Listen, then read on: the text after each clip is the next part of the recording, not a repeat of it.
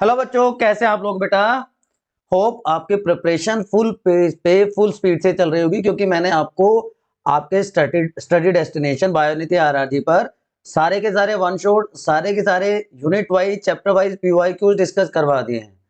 और जो last promise मैंने किया था कि सारे के सारे कॉम्पिटेंसी बेस्ड क्वेश्चन भी आपको करवाऊंगा, तो उसी कंटिन्यूटी में आज 2 यूनिट्स के कॉम्पिटेंसी बेस्ड क्वेश्चन आपके साथ शेयर कर रहा हूं। इस सेशन को कंप्लीट करने के बाद आप खुद फील करेंगे कि कितना ड्रास्टिक इंप्रूवमेंट आपके कॉन्फिडेंस में आएगा। तो लास्ट यूनिट 4 एंड 5 दोनों को पहले हम डिस्कस करते हैं। Biotechnology principle and processes. First question बच्चों देखो, एक बच्चा है आपके जैसा निहाल। He said that bacteria are never used as host to clone recombinant DNA for antibiotic production। तो आप ये बताओ कि उसकी स्टेटमेंट सही है या नहीं, और अगर सही है तो क्यों सही है। आपके पास 4 ऑप्शंस हैं। Yes, because antibiotics kill bacterial host bacterial cells. No, because antibiotics only kill cells other than bacterial cells. No, because the foreign DNA और the host bacterial cell is resistant to antibiotic being produced। And yes, because host bacterial cells do not have a machinery to allow the growth of antibiotic obtained from other microbe। तो बताओ क्या option होना चाहिए आपके हिसाब से। आपका answer होगा बच्चों ऑप्शन डी। बिकॉज जो होस्ट बैक्टीरियल सेल होती है उसके पास कोई मशीनरी नहीं होती कि वो दूसरे माइक्रोब्स की ग्रोथ को अलाउ कर सके, जिससे कि हम एंटीबायोटिक को ऑब्टेन कर रहे हैं। तो ये मशीनरी ना होने की वजह से बैक्टीरिया को यूज नहीं किया जाता। आप में से बहुत सोच रहे होंगे बैक्टीरियोफाज को यूज करते हैं। बैक्टीरियोफाज क्या होता है, चलो बताओ कमेंट सेक्शन में। ऐसा वायरस है बैक्टीरियोफाज जो बैक्टीरिया को इन्फेक्ट करता है, ये बैक्टीरियोफाज होता है। चलिए, bacterial cells offer certain advantages over plant और animal cell that make them an easy choice for production of many recombinant molecules। तो ऐसे 3 एडवांटेज आपको बताने। तो देखो, बैक्टीरियल सेल्स क्या है। बैक्टीरियल सेल्स हैं बच्चों प्रोकैरियोटिक सेल्स। कैसी सेल्स हैं? Prokaryotic cells. And you know prokaryotic cells का ऑर्गेनाइजेशन होता है सिंपल। तो उस वजह से उनका रेप्लिकेशन जो है बहुत फास्ट होता है, अपना नंबर बहुत जल्दी बढ़ा देते हैं as compare to any plant और एनिमल सेल। ठीक है, उनमें नेचुरली एक्स्ट्रा क्रोमोसोमल डीएनए होता है which acts as vector. Plasmid का नाम आपने सुना है। प्लाज्मिड क्या है?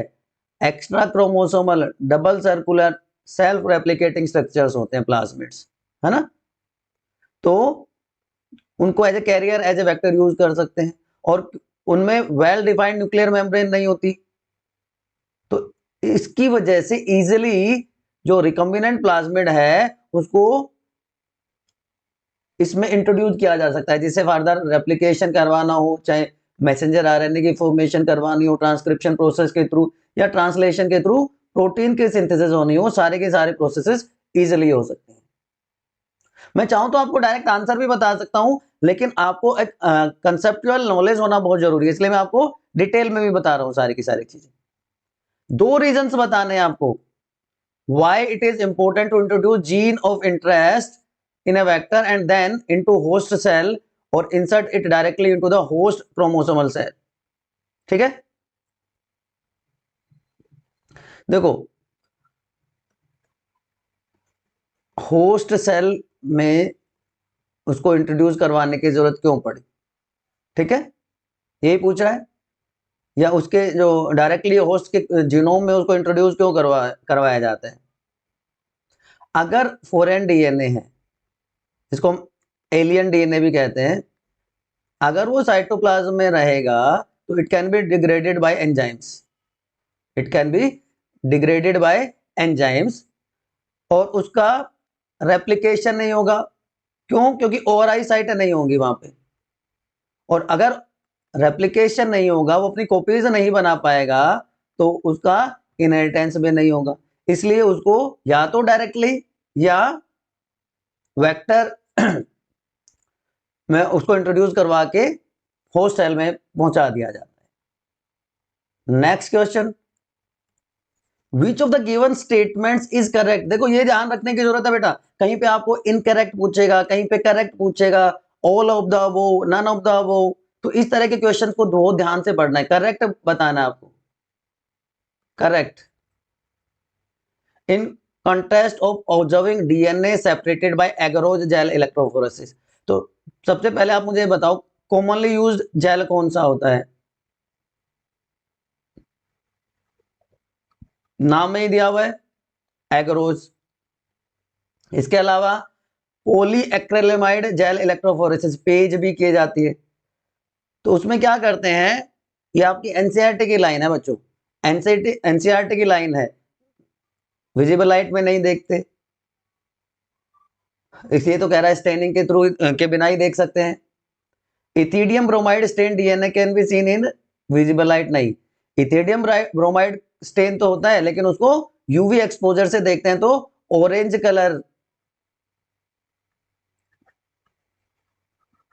कलर दिखाई देता है। तो ऑप्शन डी आपका राइट आंसर हो जाएगा बच्चे मेरे। What is Eco R one, Eco R one nomenclature मैंने बताया था।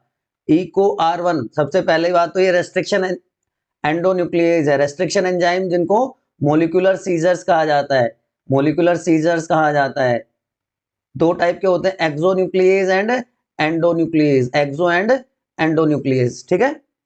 तो एक्सोन्यूक्लियेज जो है वो, ये मान लीजिए हमारे डीएनए सीक्वेंस है तो ये बाहर से एंड्स पे कट करता है, ठीक है, और जो एंडोन्यूक्लियेज है वो एसिमेट्रिकल कट बनाता है with in the DNA sequences, ठीक है।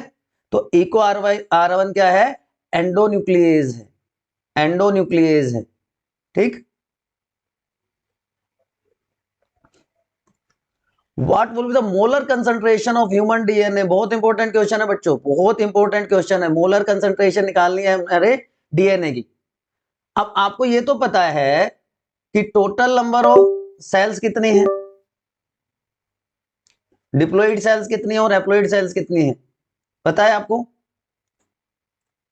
The molar concentration of human DNA can B find out by total number of chromosomes, total number of chromosome 46 into 6 into 6.023 into 10⁻23, ये क्या नंबर है, चलो बताओ, ये नंबर बताओ।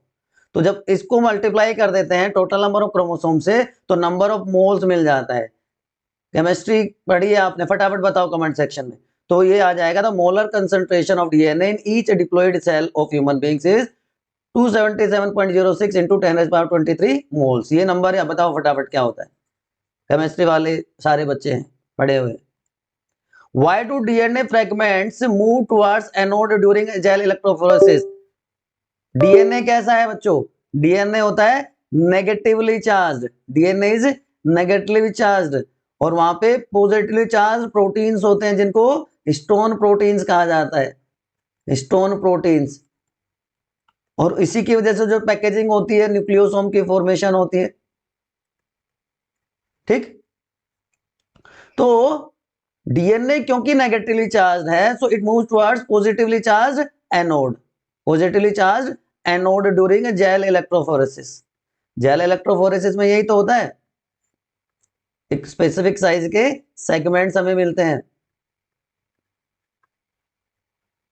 ठीक है। तो due to its negative nature, why should be bacterium be made competent, उसी से मिलता जुलता क्वेश्चन है जो अभी थोड़ी देर पहले हमने किया था।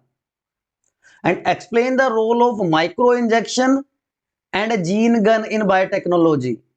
ये दोनों क्या है, ये मेथड है ऑफ जीन ट्रांसफर, मेथड्स हैं जीन ट्रांसफर की। अब बैक्टीरियल सेल्स को कॉम्पिटेंट क्यों बनाया जाता है कि जिसकी वजह से वो जो हाइड्रोफिलिक जो रिकॉम्बिनेंट डीएनए है या जो वेक्टर है उसको ले सके, ठीक है। अदरवाइज क्या होगा, जो प्लाज्मिड है या जो रिकॉम्बिनेंट डीएनए है वो हमारी प्लाज्मा मेम्ब्रेन को क्रॉस नहीं कर सकता, ठीक है, तो इसलिए उसको कॉम्पिटेंट बनाया जाता है अलग अलग टाइप के एंजाइम्स यूज करके। ठीक, माइक्रो इंजेक्शन क्या है? जो रिकम्बिनेंट डीएनए हमने बनाया उसको एनिमल सेल के न्यूक्लियस में डायरेक्टली इंजेक्ट कर दिया जाता है माइक्रो पिपेट के हेल्प से, माइक्रो निडल के हेल्प से। और जीन गन, प्लांट सेल्स जो हैं उनके ऊपर हाई वेलोसिटी की माइक्रो पार्टिकल्स ऑफ गोल्ड या टंगस्टन जो कोटेड होते हैं डीएनए से, उनको हाई स्पीड से, ये मान लीजिए हमारी सेल है, ये इसका न्यूक्लियस है, यहाँ पे हाई स्पीड से बम्बार्डमेंट की जाती है माइक्रो पार्टिकल्स की, जिनमें डीएनए है गोल्ड और टंगस्टन की बनी होती है। ठीक है बच्चों, तो ये 8 मोस्ट इंपोर्टेंट क्वेश्चंस हैं competency based from the chapter biotechnology principle and process. इस पूरी यूनिट में सिर्फ 20 क्वेश्चंस मैं करवाने वाला हूं आपको। तो सेकंड चैप्टर जो है आपका एप्लीकेशंस ऑफ बायोटेक्नोलॉजी, देखो स्टेटमेंट्स दी हुई है, एक असर्शन है, दूसरा रीजन है, और दोनों को पढ़ के आपको करेक्ट ऑप्शन बताना। आपको पता है कि दोनों ए सही है, आर गलत है तो ए ऑप्शन होगा, बी गलत है, सॉरी ए गलत है, आर सही है तो बी ऑप्शन होगा, दोनों सही है और आर जो रीजन है करेक्ट एक्सप्लेनेशन असर्शन की तो सी ऑप्शन होगा, दोनों सही है लेकिन करेक्ट एक्सप्लेनेशन नहीं है तो ऑप्शन डी होगा। तो असर्शन क्या है? RNA interference is used to protect plant against nematode infection. बिल्कुल बिल्कुल ठीक बात है। कौन सा नेमेटोड होता है, याद है नाम आपको? मिलेडोगायने, मिलेड गायनी इनकोग्निटा, जो टोबैको प्लांट की रूट्स को डिस्ट्रॉय कर देता है, यील्ड खत्म कर देता है। RNA interference method involve silencing of specific mRNA by complementary dsRNA. Yes, कि सेंस और एंटी सेंस दोनों आरएनए बन जाते हैं, सेंस और एंटी सेंस दोनों आरएनए बन जाते हैं, जिसकी वजह से different type of proteins are produced by translation process, जिसपे ये नेमेटोड सर्वाइव नहीं कर पाता, फिर ट्रांसलेशन रोक देता है, ये बताया मैंने। तो कौन सा ऑप्शन ठीक है? दोनों सही है, बट वो एक्सप्लेनेशन करेक्ट नहीं है। नहीं, करेक्ट एक्सप्लेनेशन, हाँ बिल्कुल, तो ऑप्शन सी है इसका आंसर हो जाएगा बच्चों, इसका आंसर ऑप्शन सी हो जाएगा। Which of the following chemicals will be involved in step during DNA isolation? सबसे पहले क्या आप करते हैं? डीएनए आइसोलेशन करना है हमें, डीएनए आइसोलेशन करना है तो क्या करना पड़ेगा हमें? जो भी हमारी सेल है उसकी मेम्ब्रेन को रप्चर करना पड़ेगा तो आइसोलेट डीएनए। तो उसके लिए क्या करेंगे? मेम्ब्रेन को रप्चर करने के लिए, मान लीजिए बैक्टीरियल सेल है तो कौन सा एंजाइम यूज करेंगे? प्लांट सेल है तो कौन सा एंजाइम यूज करेंगे? फंगल सेल है तो कौन सा एंजाइम यूज होगा? प्लांट सेल है तो सेलुलोज की सेल वॉल बनी होती है तो सेलुलेज एंजाइम हो जाएगा। फंगल सेल काइटिन या चिटिन तो चिटिनेज एंजाइम हो जाएगा। एनिमल सेल है तो प्रोटीएजेस हो जाएंगे, प्रोटीन्स होते हैं। या माइल्ड डिटर्जेंट यूज किया जा सकता है ना। लाइसोजाइम बैक्टीरियल सेल के लिए यूज कर लेंगे। चिल्ड इथेनॉल उसके बाद यूज किया जाता है। तो सारे के सारे ऑप्शन हो गए इसमें, तो लाइसोजाइम भी यूज होगा, राइबोन्यूक्लियेज, सेलुलेज, प्रोटीएजेस, इथेनॉल, सारे के सारे एंजाइम्स और इथेनॉल यूज होगा, तो ऑप्शन डी आपका राइट आंसर हो जाएगा बच्चे। PCR mimics which of the following natural process? PCR में क्या करते हैं? 3 स्टेप है। सबसे पहला स्टेप क्या होता है? डीनेचुरेशन, की जो डबल स्ट्रैंडेड डीएनए है उसके स्ट्रैंड्स को अलग अलग कर देते हैं, तो पहला डीनेचुरेशन कर देंगे। उसके बाद एनिलिंग कर देंगे, प्राइमर ऐड कर दिया जाएगा। मैं डिटेल में नहीं जा रहा हूं, जब एक आइडिया देने के लिए। उसके बाद एक्सटेंशन हो जाएगा कि थर्मोस्टेबल एंजाइम टैक पॉलीमरेज यहां पे यूज किया जाता है। अब आपको सोर्स बताना है, चलो कमेंट सेक्शन में, source of Taq polymerase, sorry thermos sorry मैंने बता ही दिया आपको,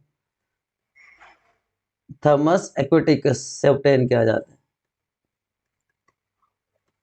स्पेशल पॉलीमरेज है थर्मोस्टेबल, जिसको थर्मस एक्विटिकस से ऑब्टेन किया जाता है। तो ये इसमें भी देखो एम्प्लीफिकेशन कर रहे हैं, मतलब कॉपी बना रहे हैं, और डीएनए में रेप्लिकेशन में भी तो कॉपी बनाते हैं, डीएनए रेप्लिकेशन में भी हम क्या करते हैं, कॉपी बनाते हैं, तो it is similar to, it mimics replication process. Clear है बच्चों? Which of the following correctly states the purpose of steam in bioprocessor? Steam का काम क्या होता है? देखो स्टीम क्यों यूज की जाती है, सीधी सी बात है कि उसको स्टेराइल, कंटामिनेशन फ्री रखना, कंटामिनेशन फ्री कंडीशंस। ठीक, तो इसमें तो कोई ज्यादा दिमाग लगाने की जरूरत ही नहीं है। In which of the following natural processes recombinant DNA is made? Recombinant DNA कौन सी प्रोसेस में बनता है, बताओ। देखो मियोसिस अगर आपको याद हो तो मियोसिस वन में, प्रोफेज वन में 5 स्टेजेस होती हैं। Leptotene, zygotene, पकाइटीन,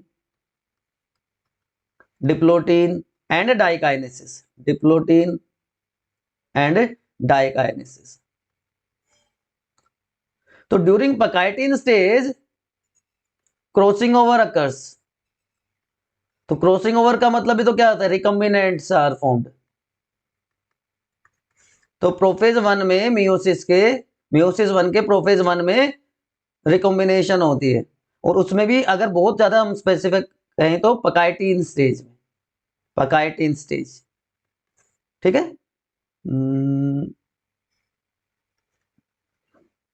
next question, given below are 2 statements about polymerize chain reactions.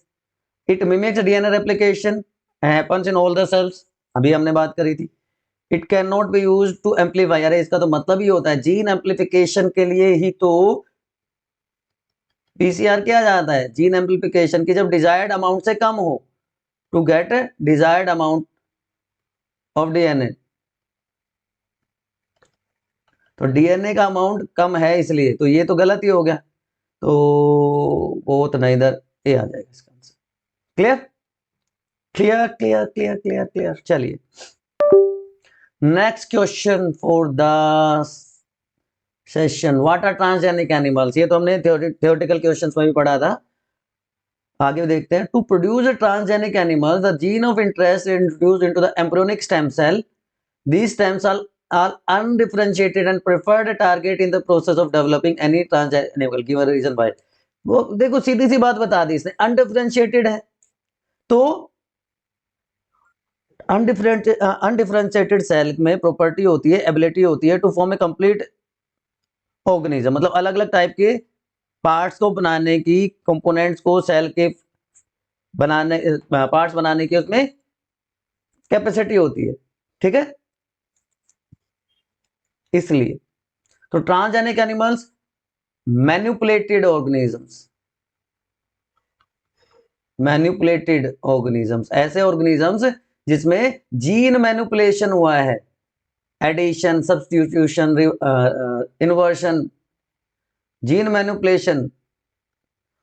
ठीक है, तो animals have had their DNA manipulated to possesses and express extra gene are known as transgenic animals। और embryonic stem cell undifferentiated है, तो उनमें capability है, ability to form all other type of cells with specialized functions and inserted foreign gene. बात समझ में आ गई बच्चों? आई समझ में बात? Why this polarity gene? Give a reason why, although a toxin, BT toxins are deadly for insects but not for plant producing them। बहुत simple सी बात है, स्टेप्स बताने हैं। देखो प्लांट में वो इनएक्टिव फॉर्म में होता है, प्लांट में वो इनएक्टिव फॉर्म में होता है, तो इसलिए प्लांट को तो नुकसान नहीं करता। मोड ऑफ एक्शन बताता हूं, चलो। मोड ऑफ एक्शन में क्या होता है कि भैया बीटी टॉक्सिन जो है इट प्रोड्यूसेस क्राई प्रोटीन, और जैसे ही ये व्हाट यू से इंसेक्ट की बॉडी में जाता है, इंसेक्ट की एलिमेंट्री कैनाल में, गट में जाता है, तो due to alkaline pH, due to alkaline pH it gets activated, activate हो जाता है, ठीक है, और वहां पे it causes cell lysis and result in death of the insect. कि वहां पे जो एपिथेलियल सेल, मिडगट के जो एपिथेलियल सेल्स हैं, वहां पे जो स्पेसिफिक रिसेप्टर्स हैं, वहां पे जाके बाइंड कर जाएगा, उनमें पोर्स क्रिएट कर देगा, जिससे सेल की स्वेलिंग हो जाएगी, लाइसिस हो जाएगी और डेथ हो जाएगी ऑर्गेनिज्म की, ठीक है, यही सब दिया हुआ है। BT toxin exist inactive prototoxin या प्रोटॉक्सिन और become active when ingested by insect. तो inactive protoxin form of BT toxin converted into active form of toxin to alkaline pH of gut, solubilise कर देता है क्रिस्टल को, जो bind कर जाता है मिडगट के एपिथेलियल सेल्स के साथ, प्रो क्रिएट हो गए स्वेलिंग, लाइसिस एंड डेथ। यही सारा बताया था आपको, ठीक। चलिए बच्चा जी, identify if the following statement is true और false between formation of double stranded RNA and silencing of RNA. Double stranded RNA need to undergo an additional step, ठीक है। अगर ये सही है तो जस्टिफाई करो, और अगर ये गलत है तो करेक्ट स्टेटमेंट बताओ। चलो, तो मैं तो भैया ये कह रहा हूं it is true, it is true. क्या रीजन है, देखो, डीएसडीएनए डबल स्ट्रैंडेड डीएनए है, ठीक है। अब ये डबल स्ट्रैंडेड डीएनए एमआरएनए से तो बाइंड कर नहीं सकता, अपने आप तो बाइंड कर नहीं सकता। इसके लिए क्या करना पड़ेगा, इन दोनों स्ट्रैंड्स को सेपरेट करना पड़ेगा, तभी तो कॉम्प्लीमेंट्री स्ट्रैंड के साथ वो बाइंड करेगा, है ना। अब जब तक वो सिंगल स्ट्रैंडेड नहीं होगा, double stranded DNA single stranded नहीं होगा, तो वो सिंगल स्ट्रैंडेड आरएनए के साथ कैसे बाइंड करेगा, है ना।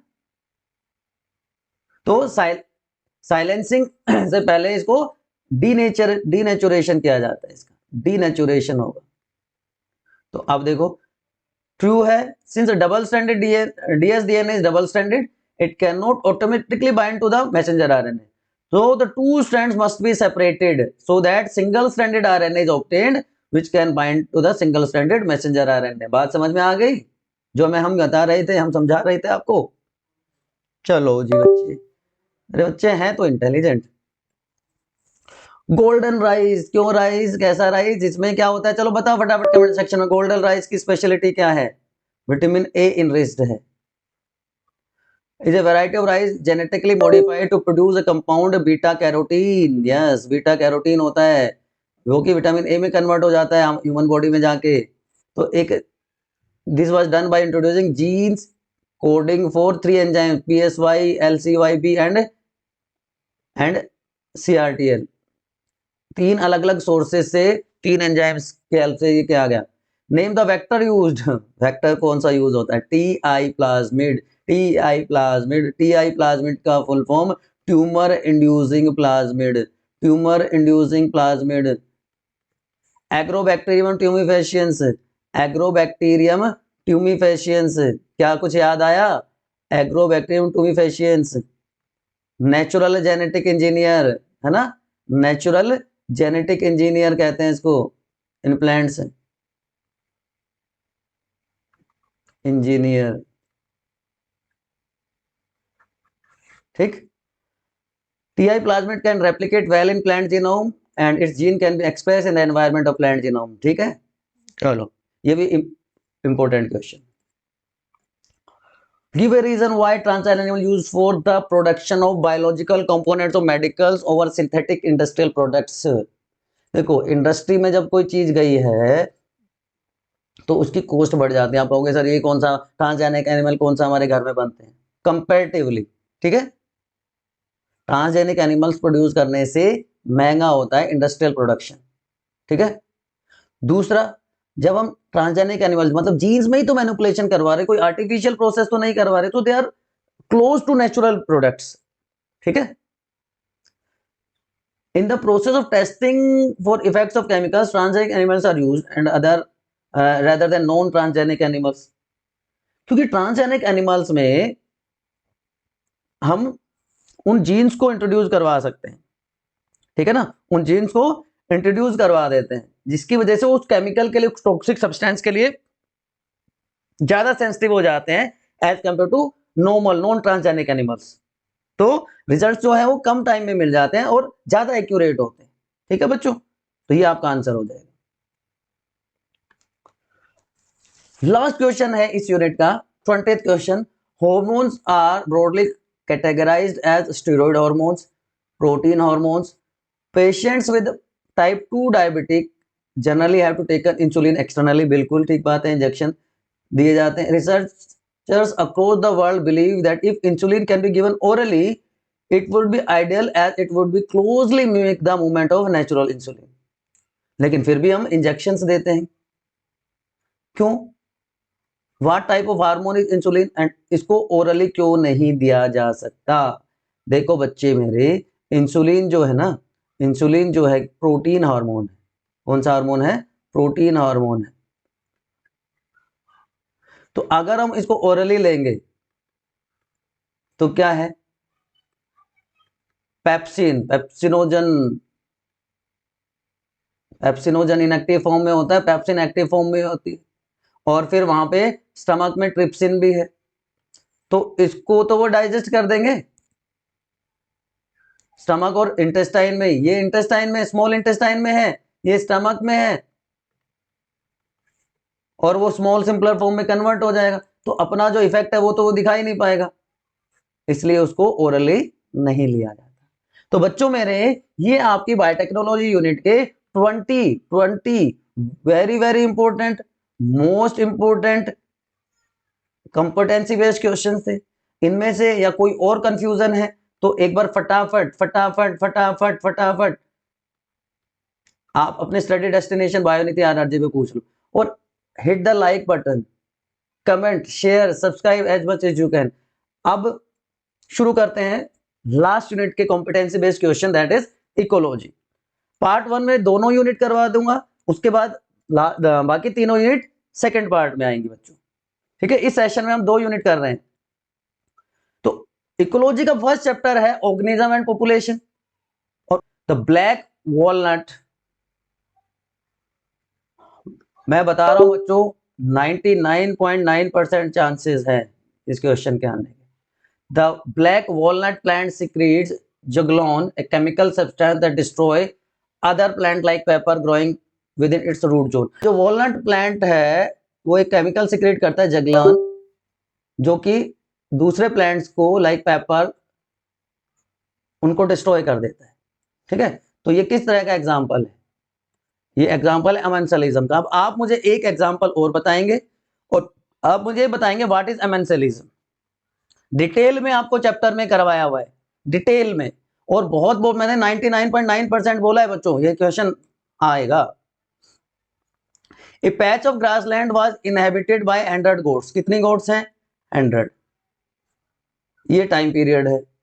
इस टाइम से इस टाइम के बीच में नेटेलिटी रेट क्या है? नेटेलिटी रेट है 10। मोर्टेलिटी रेट क्या है? 8। इमिग्रेशन क्या है? 5। एमिग्रेशन क्या है? 3। तो at the end of December 2022 आपको बताना है what was the population density. Population density को कैसे काउंट करते हैं? Birth plus immigration. बी कितना है? 10। इमिग्रेशन कितना है? 5। उसमें से माइनस कर देंगे डेथ प्लस एमिग्रेशन। डेथ कितनी है? मोर्टेलिटी रेट 8 प्लस 3, ठीक है? तो ये आपको पता है इक्वेशन है। At a specific time T, ये ओरिजिनल पॉपुलेशन है, कितनी थी? 100 थी। तो जब इस इक्वेशन को आप सोल्व करोगे तो 15 माइनस 11, 4 बच गया। तो 100 ओरिजिनल थी, 100 प्लस 4 कितना हो गया? 104, ठीक? ये क्लियर हो गया? Was there net increase? बिल्कुल नेट इंक्रीज हुआ है, यस नेट इंक्रीज हुआ है। What was the value by which there was a net increase? 4 increase हुआ है। परसेंटेज में पूछे तो आपको इसको डिवाइड कर देंगे 100 से, ठीक है? ये भी बहुत अच्छा क्वेश्चन है, बहुत अच्छा क्वेश्चन है। ये दूसरा बहुत इंपॉर्टेंट क्वेश्चन। ऐसा प्लांट जो ओक ट्री के ब्रांचेस पे ग्रो करता है, वहां से न्यूट्रिएंट्स लेगा और उसी प्लांट को, वो कहते हैं ना, जिस थाली में खाते हैं उसी में छेद कर देते हैं, जिस थाली में खाते हैं उसी में छेद कर देते हैं। जहां से उसको फूड मिलता है, जहां से वो सरवाइव करता है, उसी को वीक कर देता है, किल कर देता है ओवर द टाइम। तो इसमें होस्ट पैरासाइट बताना है आपको। होस्ट तो कौन हो गया बेचारा, ओक ट्री होस्ट है, ओक ट्री होस्ट है। पैरासाइट कौन है, ये दुष्ट पापी जिसने इसको रहने की जगह दी, उसी को मार देता है, उसी को कमजोर कर देता है। ठीक है, और कोई एग्जांपल बता सकते हो आप पैरासिटिज्म का? एक स्पेशल केस होता है brood parasitism, brood parasitism between cuckoo and crow. बताओ इसमें क्या होता है कुकू एंड क्रो वाले ब्रूड पैरासिटिज्म में? तब तक मैं आगे अगला क्वेश्चन देखता हूं। Mark the following statements as true और false and give a reason to support your answer.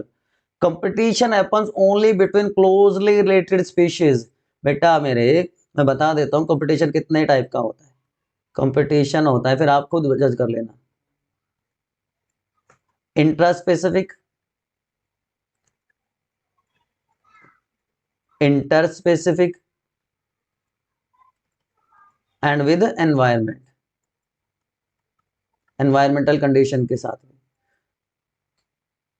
Between different species, with in the species और एनवायरमेंट के साथ भी। तो ये तो इंट्रा स्पेसिफिक कंपटीशन की बात कर रहा है, तो ये बात तो गलत हो गई कि अनरिलेटेड स्पीशीज होते हैं वो भी तो compete करती हैं एक दूसरे के साथ। Competition always leads to elimination of one species, नहीं जरूरी नहीं है, वो माइग्रेट कर सकते हैं। तो ये भी गलत हो गया मामला। Two species compete only when the resources are limited, नहीं। अब अगर उनका फीडिंग पैटर्न है एक जैसा है तो एक दूसरे को इंटरफेयर करेंगे, उनके बीच में स्ट्रगल होगा। तो ये तो तीनों ही स्टेटमेंट गलत होगी। रीजंस मैंने आपको बता दिए। Which one of the following examples can be classified as mutualism? Mutualism क्या होता है, जिसमें दोनों को बेनिफिट हो एक दूसरे से, ठीक है ना। Male fireflies use flashing lights to attract females.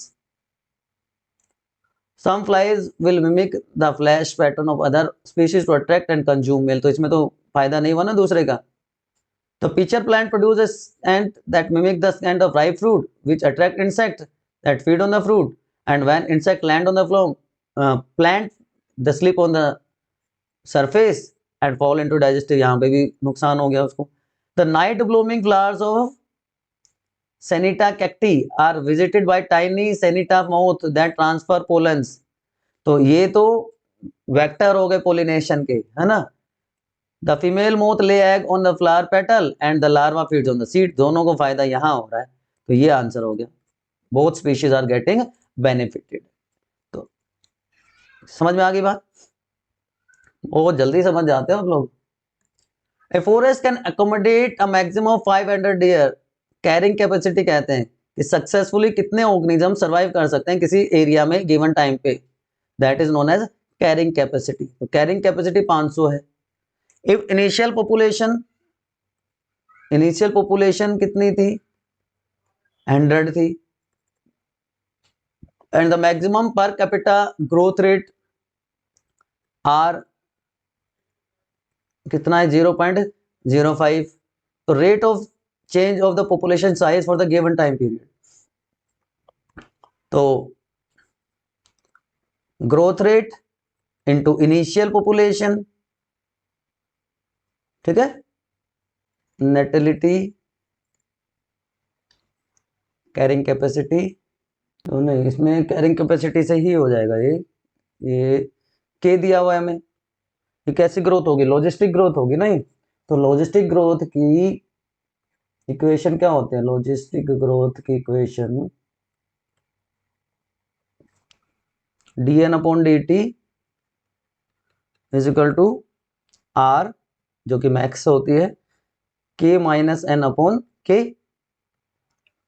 तो dn अपॉन dt आपको निकालना है, r दिया हुआ है, r कितना है 0.05 इंटू के कितना था 500, इनिशियली कितना था 100 अपॉन के कितना है 400।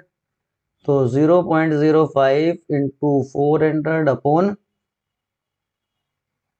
नहीं सॉरी 500, के 500 है ना, 500 तो this comes out to be 4। इसको सोल्व करते हैं तो 4 आ जाता है। तो rate of change of population size कितना आ गया? 4 आ गया। 4 पर ईयर, 4 पर ईयर। बात समझ में आ गई? मैं पहले नेटिलिटी के दिमाग में सोच गया। तो ये चैप्टर 1 के क्वेश्चंस हैं, बहुत इंपॉर्टेंट है। वैरायटी ऑफ क्वेश्चंस हमने इंक्लूड किए हैं। अब सेकंड चैप्टर इकोसिस्टम, इकोसिस्टम की बात कर लेते हैं। Energy produced by the producers of A food web is this. तो ट्रॉपिक लेवल 1 पे this much amount of energy is available. तो इस फूड वेब में स्नेक्स के पास कितनी एनर्जी अवेलेबल होगी? तो आप बिल्कुल 10% लॉ ऑफ एनर्जी ट्रांसफर के हिसाब से चलेंगे। 10% law of energy transfer which was given by Lindeman. तो T1 से T2 ये क्या था? प्रोड्यूसर्स के पास ग्रास से ग्रास ऊपर से फ्रॉग जो कि T3 बना देगा, और फ्रॉग से स्नेक जो कि T4 बना देगा। तो आप इसको रिड्यूस करते जाएंगे तो आपके पास एनर्जी अवेलेबल मिल जाएगी आपको। ठीक है, बात समझ में आ गई? चलिए, 2 statements are given, 1 assertion, other reason. Humus is organic in nature, बिल्कुल ठीक बात है। Steps occurring before humidification ensure that removal of most inorganic substances from the detritus, बिल्कुल ठीक बात है। अगर आपको डिकम्पोजिशन साइकिल अगर समझ याद हो तो वहां पे स्टेप्स हैं। तो दोनों असर्शन भी ठीक है, रीजन भी ठीक है, और इसका करेक्ट एक्सप्लेनेशन भी। तो इसका तो आंसर ए हो जाएगा, बिना सोचे समझे आप कर सकते हो। X is amount of energy produced by the producers, T1। तो ह्यूमंस के पास कितना होगा? अगर इसको 100% मानते हैं तो ये प्रोड्यूसर्स हैं, primary consumer, herbivores, primary consumer से सेकेंडरी कंज्यूमर,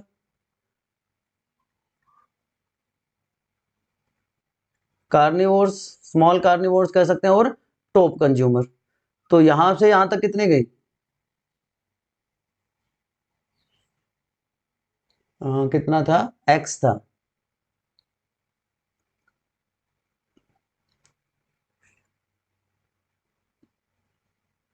तो मान लीजिए यहाँ पे 100 किलो कैलोरी है, यहाँ पे कितनी गई? 10 किलो कैलोरी गई। यहाँ पे कितनी गई? 1 किलो कैलोरी। तो यहाँ पे टॉप कंज्यूमर आ गया। तो 1%, ओनली 1%। ऑप्शन क्या हो जाएगा? सी। Plants do not constitute the first trophic level in a food chain. Plants do not constitute the first trophic level in a food chain. All food chain, sorry। हाँ, बिल्कुल सही बात है। Dead plants और animals the first trophic level of detritus, बिल्कुल detritus food chain में तो वही होगा। तो दोनों सही है, तो ऑप्शन ही आ जाएगा। कई क्वेश्चन तो इतने इजी हो जाते हैं, विद इन सेकेंड आप आंसर लिख सकते हो बच्चों, विद इन सेकेंड आपका आंसर आ जाएगा। If the energy produced by the producers is this, ये क्वेश्चन रिपीट हो गया। ये पहला क्वेश्चन सेम, ये क्वेश्चन रिपीटेड है। ये क्वेश्चन ऑलरेडी हम कर चुके, आई थिंक ये क्वेश्चन हम कर चुके, यस है ना, ये क्वेश्चन हम कर चुके। तो this is repetition.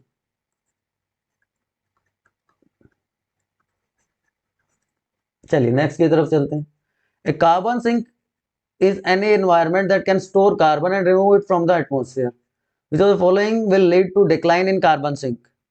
By population growth, burning of fossil fuel, increase। ये भी वेरी वेरी इंपॉर्टेंट क्वेश्चन है, वेरी वेरी इंपॉर्टेंट।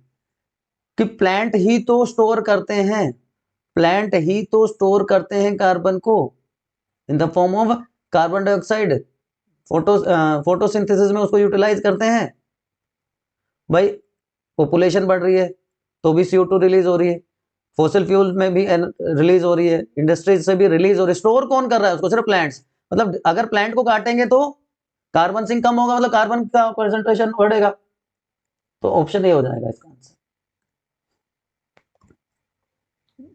चलिए, the tundra deserts gross primary productivity, GPP दे रखा है 800 kilo calorie per metre square, and respiration losses are कितना है? 200 kilo calorie.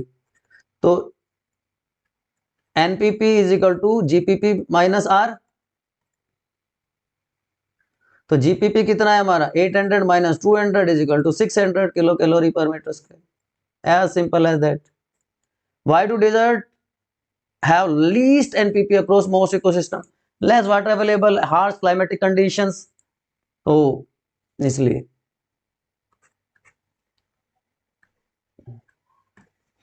Fish farming involves the commercial breeding of fish either in fish tanks or in artificial enclosures such as fish ponds. Is a fish farm an example of ecosystem?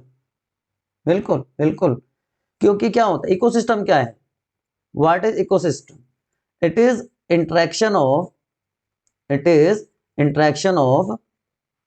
biotic and abiotic components। तो fish living component है, fish farm में वो abiotic component के साथ भाई light, temperature, इन सब के साथ इंटरेक्ट कर रही है, तो ये इकोसिस्टम बना रही है। So it is example of ecosystem. Give reason why mass lost in fishes is considered available biomass for the next trophic level. देखो, अगर आपको पता हो कि जो डिकम्पोजर्स होते हैं, डिकम्पोजर्स का कोई फिक्स पोजीशन नहीं होती इन अ फूड चेन, क्योंकि at every trophic level they are present. ठीक है, तो faeces are available to decomposers, तो वो फूड वेब से तो कंप्लीटली रिमूव नहीं हुआ ना। बात समझ में आ गई? दूसरा के पार्ट इसका क्या है? Secondary productivity of herbivores is lower than primary productivity. जो प्रोड्यूसर्स हैं उनका जो बायोमास है पूरा का पूरा हर्बीवोर्स यूज नहीं करते, उसका एक पार्ट लॉस्ट हो जाता है और वो फिर से वही डिकम्पोजर्स को अवेलेबल हो गया। Ocean is not a productive ecosystem, क्योंकि जो डिफरेंट लेयर्स होती हैं ओशन की, तो जो डीप लेयर्स हैं वहां पे जो सनलाइट है वो लिमिटिंग फैक्टर हो जाता है और वहां पे rate of photosynthesis almost nil हो जाता है। ठीक है, तो वहां पे प्रोडक्टिविटी कम हो जाती है इस रीजन से। ठीक है, तीनों पार्ट समझ में आ गए? The first law of thermodynamics states that energy can neither be created nor destroyed, only change in form occurs. Does the energy flow in ecosystem follow this rule? बिल्कुल, absolutely 100%। देखो, sunlight क्या है? Heat energy है। Plants के पास आई, या इसको light energy कह सकते हो। ये किसमें चेंज हो जाती है? केमिकल एनर्जी में, फोटोसिंथेसिस का लाइट रिएक्शन में सेकंड जो स्टेप होता है वही तो क्या आता है? सबसे पहले एब्जॉर्प्शन ऑफ लाइट एनर्जी, और दूसरा फिर conversion of light energy into chemical energy, and then photolysis of water occurs. ठीक है, उसके बाद ये जो केमिकल एनर्जी है ये अलग अलग ट्रॉपिक लेवल के थ्रू पास होती रहती है ना, इसलिए ये फॉलो करता है लॉ ऑफ थर्मोडायनेमिक्स। ठीक बात है? Identify if the statements given below are true और फॉल्स। जस्टिफाई भी करना है आपको। In an inverted food pyramid energy is lowest at the first trophic level. भैया, प्रोड्यूसर्स के पास तो हमेशा मैक्सिमम एनर्जी होती है ना। जैसे जैसे हम ऊपर की तरफ जाएंगे वो कम होती जाएगी। यूनिडायरेक्शनल फ्लो होता है एनर्जी का, तो एनर्जी का जो पिरामिड होता है वही तो हमेशा अपराइट होता है, यूनिडायरेक्शनल होता है। तो ये बात तो गलत, false. The biomass of zooplanktons is greater than phytoplanktons as they reproduce fast and have a longer life span. बिल्कुल ठीक बात है। तो रैपिड मल्टीप्लिकेशन है, रैपिड रेट ऑफ रिप्रोडक्शन है, तो नंबर ऑफ इंडिविजुअल्स हाई हो जाएगा एज कंपेयर टू फाइटोप्लैंक्टन्स। ठीक है ना, तो ये बात सही है। In the long run an inverted food pyramid unstable, बिल्कुल, क्योंकि जो एनर्जी है वही अवेलेबल नहीं होगी तो सस्टेन कैसे करेगा कोई भी पिरामिड, कोई भी फूड चेन, कोई भी फूड वेब कैसे सस्टेन करेगा, कैसे अपने आप को मेंटेन रखेगा। हर फूड चेन को, इकोसिस्टम को एनर्जी की रिक्वायरमेंट होती है। तो अगर एनर्जी प्रोग्रेसिवली डिक्रीज हो रही है तो जो हायर ट्रॉपिक लेवल के ऑर्गेनिजम्स उनके सर्वाइवल बहुत मुश्किल हो जाएगा। ये बात भी सच है, ये बात भी सच है, ये तो ट्रू थी, सॉरी, ये भी ट्रू। ठीक है, तो तीनों बात क्या आपको जस्टिफिकेशन मिल गया। अब लास्ट चैप्टर यूनिट 5 का बायोडायवर्सिटी एंड कंजर्वेशन की बात कर लेते हैं बच्चों। बायोडायवर्सिटी एंड कंजर्वेशन की बात करते हैं आप लोगों के लिए। इसके most important competency based questions. Genetic diversity refers to the diversity in genetic makeup of organism that are capable of interbreeding. What component of ecosystem does genetic diversity, सीधी सी बात है, सीधी सी बात है, स्पीशीज को इम्पैक्ट करेगा। स्पीशीज की डाइवर्सिटी को इंपैक्ट करती है जेनेटिक डाइवर्सिटी, बिना सोचे समझे आप। ठीक है, निश तो वो एक एरिया है, निश तो वो एरिया है, वो प्लेस है, एरिया ऑफ लिविंग, उसका एड्रेस है। रिचनेस का मतलब नंबर है। इकोसिस्टम तो पूरा लार्जर एरिया, लार्जर एस्पेक्ट हो गया, तो species diversity is the right answer. ठीक है, चलें आगे बच्चों मेरे। यहां तक कोई कंफ्यूजन है तो बताओ, कोई समस्या, कोई इफ बट, कोई किंतु परंतु है तो बताओ। नहीं है, चलिए अच्छी बात है। डॉक्टर कीर्ति, आप में से बहुत सारे बनने वाले हैं बहुत जल्दी doctors. Who is diagnosed with HIV infection, she has to test for HIV infection in the partner of the patient who has no symptom, who is diagnosed with an HIV infection, no symptoms of, उसमें दिख नहीं रहे हैं symptoms। Which of these method can be used, कौन से commonly method use करते हैं हम? मोलिकुलर डायग्नोसिस में PCR यूज करते हैं, एलाइजा यूज करते हैं, है ना, यस और नो? तो यहाँ पे कहाँ पे है? यूरिन एनालिसिस नहीं, इलेक्ट्रोपोरेशन नहीं, यस यस यस। तो R&S, R&S कहाँ पे? Yes, this is the right answer. ठीक, which of following are is example of biodiversity? Animals and emigrants बिल्कुल है, माइक्रोऑर्गेनिज्म बिल्कुल है, सेल बिल्कुल है, cell, tissue, organ, organ system, organism, सब कुछ मिला के number of organisms in a given area at a specific time is known as biodiversity। सब आ गए, सब सब सब, plant, animal, micro organism, cell, सब कुछ। ठीक है, the slope in species area relationship, species area relationship, ये वाला ग्राफ याद होगा आपको। ठीक है, predict the species richness in an area, consider a mainland with several island around it. तो which of the following is most likely to be true, to be true, true बताना है। About the slope of regression as we move from island closer to the mainland,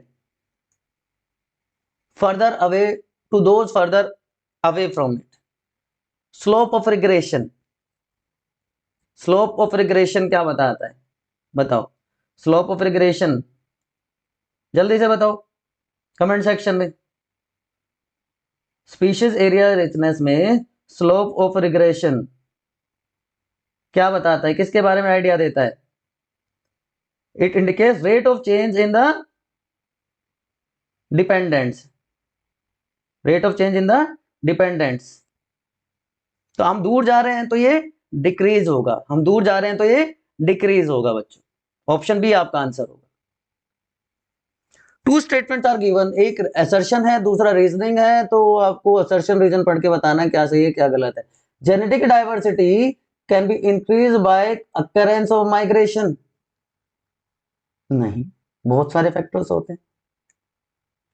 genetic diversity is the range of different inheritable traits within a species, हाँ ये बात ठीक है, genetic है ना, genetic है, तो ए तो गलत है, आर सही है, तो ए गलत है, आर सही है, तो डी ऑप्शन हो जाएगा। दो स्टेटमेंट फिर से, फिर से दो स्टेटमेंट है। Plants are always more prone to extinction than animals, नहीं ऐसा कुछ नहीं होता। Since plants can cross pollinate increase their genetic diversity more easily than animals, तो इससे तो सर्वाइवल रेट बढ़ना चाहिए ना, तो ये भी गलत, दोनों स्टेटमेंट गलत है। मैंने कहा ना कुछ क्वेश्चन तो मतलब ऐसा लगता है कि यार ये क्या पूछ रखा है, 6th-7th क्लास का बच्चा बता दे। The zebra mussel, very very important again, is a species that is native to Eastern Europe and Western Russia. It was unintentionally introduced into the lake. आया है एलियन, बाहर से कोई आता है तो एलियन, ठीक है, alien species through the discharge of contaminated cargo from a ship, which of the following, ऐसे एलियन स्पीशीज इन्वेशन। एवेल क्वार्टेट याद होगा ना आपको, एवेल क्वार्टेट, उसके habitat loss, over exploitation, alien species इन्वेशन and को एक्सटिंक्शन। आंसर ये है, आंसर ये है। Which of the following will definitely contribute to steeper slope of regression in species rich area? Steeper मैंने अभी बताया था, species area relationship, steeper curve, increase in area, उसके बाद वो तो सैचुरेट हो, ठीक है, सैचुरेशन कॉज करेगा इमिग्रेशन ऑफ न्यू स्पीशीज, सिर्फ area analysis. Producers are considered to be the most important member of the ecosystem, बिल्कुल ठीक बात है, उनके पास सबसे ज्यादा एनर्जी अवेलेबल होती है। How does the rivet popper hypothesis explain the importance of producers in the stability of ecosystem? देखो प्रोड्यूसर्स को हमने मान लिया विंग्स ऑफ द प्लेन, हमने प्रोड्यूसर्स को मान लिया विंग्स ऑफ द प्लेन, तो हालांकि हर पार्ट इंपॉर्टेंट है प्लेन का, लेकिन सबसे इंपॉर्टेंट मेंबर क्या है कि अगर उनको हम हटा दें तो खतरा सबसे ज्यादा बढ़ जाएगा। तो विंग्स जो होते हैं एरोप्लेन के वो सबसे इंपॉर्टेंट कंपोनेंट होते हैं। तो रिवर्ट पॉपर हाइपोथेसिस क्या कहती है? According to rivet popper hypothesis, stability of ecosystem is affected by the species that become extinct और removed. Since producers are the most important members that provide energy to the complete food chain, their loss means danger to the environment, to the entire ecosystem, similar to loss of rivets on the wings of aeroplane। मैंने यही तो बताया आपको, ठीक है बच्चों, ठीक है ना। चलिए अगले क्वेश्चन की तरफ चलते हैं। The introduction of genetically modified organism GMOs like golden rice can lead a significant reduction in genetic diversity of the region. Justify this statement as a true। अच्छा ट्रू ही बताना है कि भैया जब हम जेनेटिकली मॉडिफाइड ऑर्गेनिजम्स इंट्रोड्यूस करवाते हैं तो हम कुछ पर्पसली इंट्रोड्यूस कैरेक्टरिस्टिक्स उसमें घुसेड़ देते हैं, डाल देते हैं, है ना, तो उसकी वजह से वो डोमिनेंट हो जाते हैं उस पर्टिकुलर एरिया में, जबकि जो कंपीटिंग स्पीशीज होंगी उस उनका जो नंबर है वो धीरे धीरे डिक्रीज होता रहता है, तो जेनेटिक डाइवर्सिटी तो कम होगी ना। अब सेकंड पार्ट में क्या पूछ रहा है? How does the impact identified in A affect the survival of the species? जब जेनेटिक डाइवर्सिटी नहीं होगी सर्वाइवल के चांसेस वैसे ही कम हो जाएंगे, एक्सटिंक्शन की तरफ चली जाएंगे स्पीशीज, ठीक है ना। तो जेनेटिकली मॉडिफाइड ऑर्गेनिज्म जो हैं having greater advantage due to some desirable characteristics added in them, तो डोमिनेंट हो जाते हैं वो। This may cause related species to be removed leading to a reduction in genetic diversity. और जब जेनेटिक डाइवर्सिटी नहीं होगी, population not able to evolve in response of changing environmental condition, तो इवेंचुअली एक्सटिंक्शन ही होगा ना बच्चों। चलो क्रायो प्रिजर्वेशन बताओ, बताओ फटाफट कमेंट सेक्शन बताओ, what is cryo preservation? Liquid nitrogen में -196 डिग्री सेल्सियस पे स्टोर करना क्या कहलाता है? क्रायो प्रिजर्वेशन कहलाता है। तो how this method help with the conservation of species? तो जो एंडेमिक स्पीशीज हैं जिनका खतरा है एक्सटिंक्शन का, उनके गैमेट्स को, उनके स्पोर्स को, उनके पोलन ग्रेन्स को हम स्टोर कर सकते हैं, ठीक है। और उसके बाद जब इन विट्रो फर्टिलाइजेशन की जो अलग अलग टेक्निक्स हैं, वेजिटेटिव प्रोपगेशन की डिफरेंट टेक्निक्स हैं, उसके थ्रू प्लांट्स में एनिमल्स में इंट्रोड्यूस करवा के उनका नंबर बढ़ा सकते हैं। Which process that is carried out with human in similar to, वही मैंने बताया ना, इन विट्रो फर्टिलाइजेशन। तो जो इनफर्टाइल कपल्स हैं उनके केस में इसको यूज किया जाता है। चलो अब आपको दो सिचुएशन बतानी है जहां पे एक्स टू कंजर्वेशन प्रेफर किया जाएगा इन सिटू। बताओ। जब सर्वाइवल रेट कम हो जाएगा, प्रेडेटर ज्यादा होंगे। जब सर्वाइवल रेट कम होगा, हार्श क्लाइमेटिक कंडीशन होगी जिसकी वजह से नंबर कम होगा, ठीक है।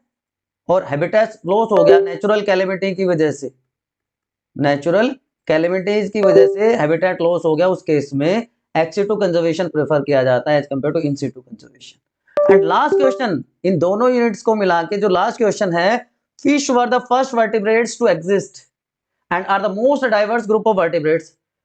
अब आपको जस्टिफाई कर दो अपने आप को कि भैया हम सही कह रहे हैं कि सर हम 65 प्लस तो है ही है, क्योंकि आपने सारे के सारे वन शॉट आपने चैप्टर वाइज करवा दिए, आपने पीवाईक्यूज के unit wise chapter wise PYQs करवा दिए, अब आप कॉम्पिटेंसी बेस्ड क्वेश्चन भी करवा रहे हो सर, तो 65 तो हमारे कहीं नहीं गए, तो ये जस्टिफाई आपने कर दिया, तो अब आंसर को भी जस्टिफाई कर दो, क्योंकि दे हैव गुड अडेप्टेबिलिटी। अलग अलग हैबिटेट्स में रहते हुए भी वो अपने आप को अडेप्ट करके सर्वाइव करवा लेती हैं, ठीक है। अब क्योंकि सबसे पहले इवॉल्व हुए तो उनको टाइम भी ज्यादा मिला डाइवर्सिफिकेशन का, तो ये दो रीजंस हैं। इन दो रीजंस के साथ हमारी दोनों यूनिट 4 और यूनिट 5 दोनों यूनिट के कॉम्पिटेंसी बेस्ड क्वेश्चंस, बायोटेक और दूसरी बताओ इकोलॉजी, यूनिट 5 इकोलॉजी के सारे कॉम्पिटेंसी बेस्ड क्वेश्चन कंप्लीट कर लिया हमने, ठीक है ना बच्चों। बस आपको तो रिवाइज करते रहना है, और कोई भी डाउट हो तो अपने स्टडी डेस्टिनेशन के कमेंट सेक्शन में पूछ लो। सिर्फ इतना सा काम करते रहो, be regular, be punctual, be sincere to your studies, ठीक है। चलिए नेक्स्ट सेशन में बाकी तीनों यूनिट के कॉम्पिटेंसी बेस्ड क्वेश्चन हम डिस्कस करेंगे बच्चों।